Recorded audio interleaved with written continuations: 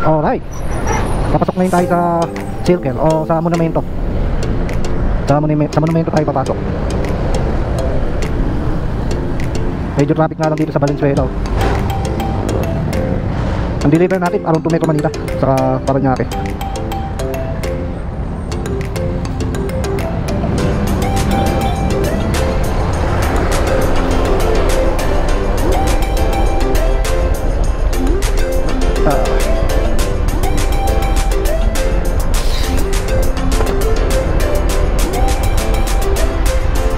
Marami silang pasada dito sa Valenzuela.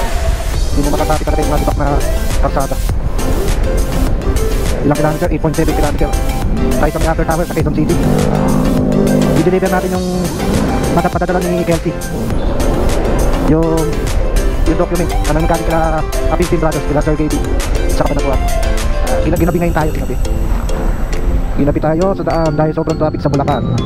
Ito, puro motor dito sa Valenzuela.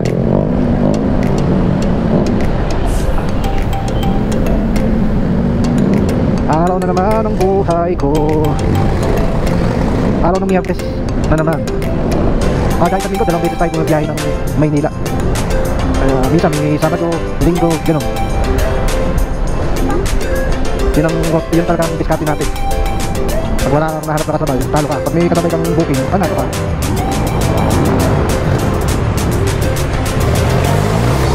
Body shop. Kaya ano nga, parang body shop. Ito na tayo monumento na tayo.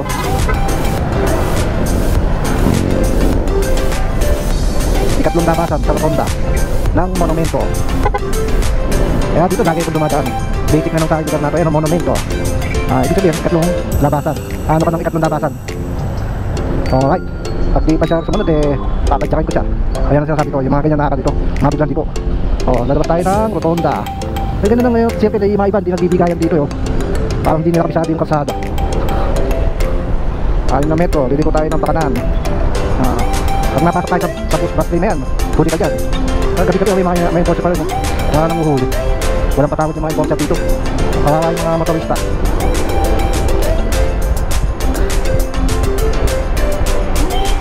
May mga bike yung mga sinisingit lang din. Walang dinong-dinong yung mga yan. Alright, liliko tayo sa pakanan.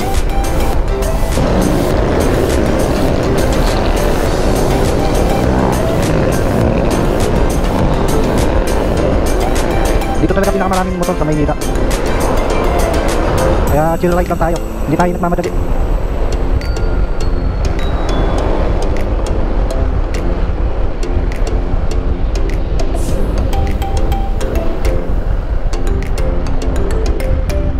Madalas tayo dumadaan dito pag bumibiyahe ng Maynila.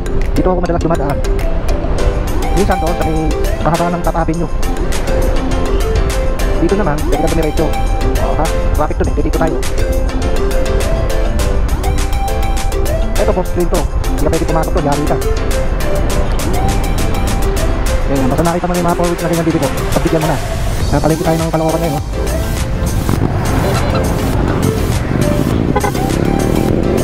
Teka lang, kakapit muna tayo ng aircon. Nalobat yung aircon ko. Alright. Ayun, sa palagi tayo ngayon. Nalobat yung yung airpods.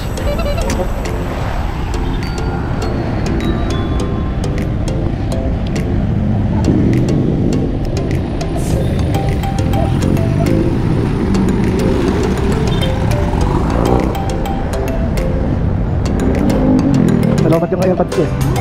Alright, napalit pa tayo ng airpods. Alright, let's go. Kailangan dito, kabisado mo lugar dito. Okay, kung madadaan ko.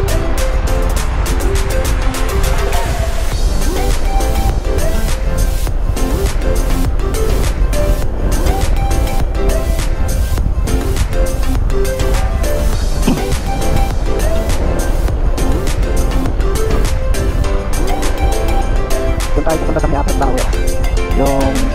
Yung i-deliver natin yung galing sa Kabanatuan kila Sir Gaby, yung documents lang. Napag-deliver na rin ako dun kila Sir Gaby, yung pinadala ko din sa Quezon. Ito na naman ulit, may papadala ulit kay Kelsey naman daw, dun ulit sa pinag-deliveran ko.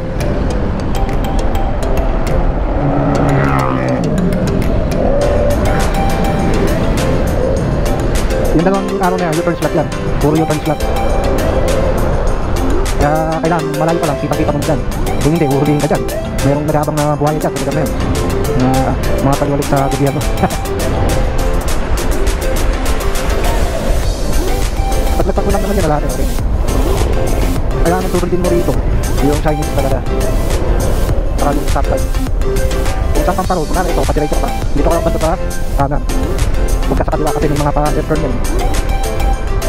Hindi malilito ka sa mga ganyan. Kaya ako, kabisado ko na itong lungsod ng Maynila eh. Ikaw ba naman katagal mo nang bumibiyahe dito? Sinong hindi mo makakabisado?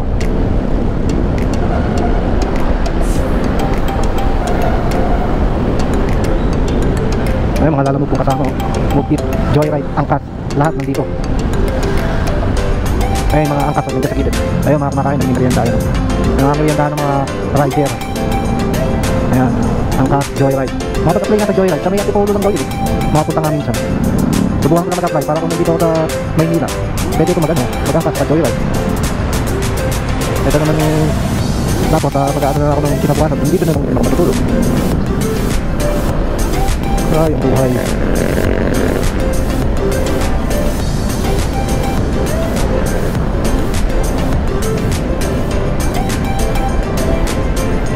Yaga ng grab dito, e-bike kayo. Dipit sa kuryente yun.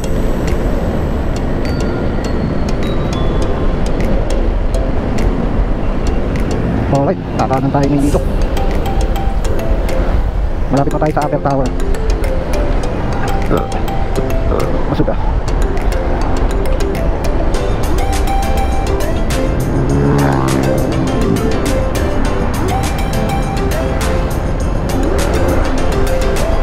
Kakanan tayo dito sa puso. Pwede ginagawa tulay pa yan. Mahaba yan, no? Ginagawa na yan, no?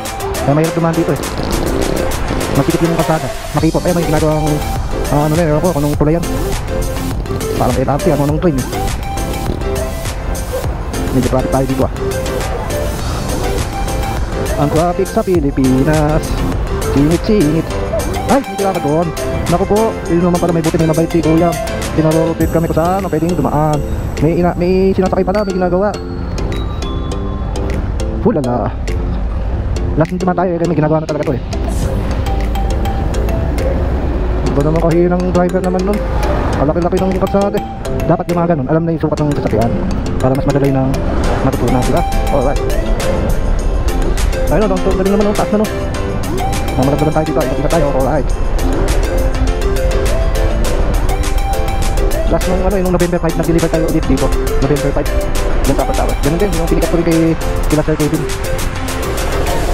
Maganda kayo nila nun sa delivery. Pero ngayon, ulang din, talagang ganun. Pero nakadiskarte naman tayo ng kasabay. Kahit pa paano, panalo, diba? Kaysa namang ibibiyahe mo talo ka sa delivery. Diba, ate, didiskarte yung talaga sa buhay. Kahanap ka ng kasabay. Ay, yung kasabay ko, 3 booking yan. 3 booking. Isang Makati, isang Quezon, isang Paranaque.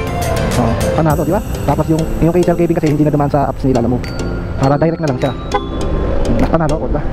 Alright, malapit pa tayo. Haba nang tuloy ng ginagawa nato. Malaking proyekto yan. Kaya ano siguro yan kay Ramon Ang.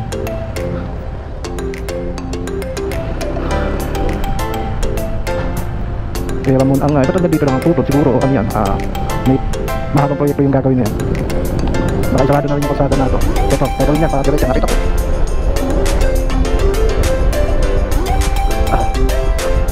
Ang kinamita, 1.5 km na medyo malapit tayo sa ating destinasyon. Balak magbibot sa atin sa BGC, sa Bonifacio Global City. Hello, nakakanali ko sa Emon. So ngayon, gumagana ang ating mic ngayon. Nung last na video ko, walang mic. Hindi ko pala naikabit, pambihira. Kaya nilagyan ko na lang ng music, ng instrument. Ngayon, pwede na tayong magsalita ngayon sa ating video, sa ating vlog, kay Mon Motovlog. Manatili sa kanan sa may port.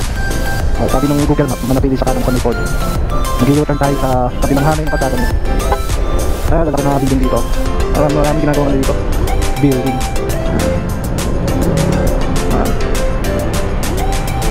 Hindi ko na kahit pakanan. Tapos ano tayo, U-turn flat. Yan, so, yung mimili ko ang sasakyan na yan. 300 metro, mag-U-turn. Nasunurin naman pala si Google eh. Basta may Google Map ka, hindi ka mabibigyaw. Pero kailangan talaga, hindi kami mali si Google Map para makakami ka sa mga walkway. Kaya magpapasa ka talaga ng signage dito. Pag hindi huli ka talaga. Pero kung taga dito ka sa Maynila, kabisado na. Pero kung araw-araw ka na pupunta na nalilipot, na namamasyal, kabisado, di ba? Ganun. Ganun eh, tapos paraan. Teka lang, paraan na po ako. Kakanan po ako. Kakanan po ako. Ayun, nandito na tayo sa Upper Tower. Alright, nandito na tayo sa Upper Tower. Dito na tayo sa coffee. Alright. Pick up coffee, dito tayo sa pick up coffee. Dito natin tawagan si customer. Ayun. Yeah. Alright. Tawagan na natin si Madam.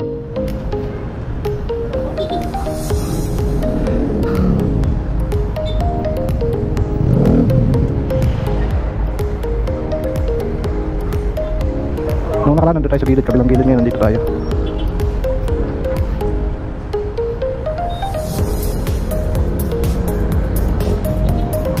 Ayun naman, sumagot. Ngayon deliver natin ito sa Makati, ito sa Paranaque. Ay mga maliliit na items dito sa loob. Isa sa Quezon, ito yung Phaser Giving. Ayun, sumagot. Sumagot ka na, pambira. Nandito na ako sa Upper Tower eh.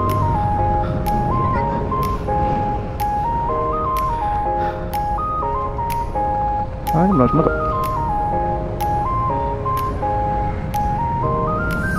Pag di sumagot to eh, bahala siya.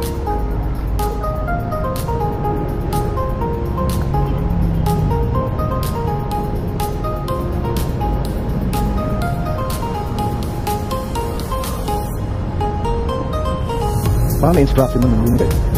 The Upper Class Tower or SYS Quezon City. Diyan kilang. Diyan kilang. Parang nga yung doon yun.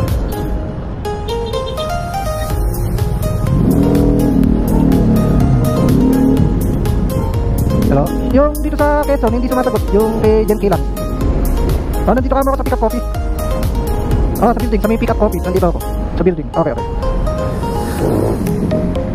Dinig ko yung vlog nila Sir Gavin, saka nila Allen, mga tatlong magkakapatid niya.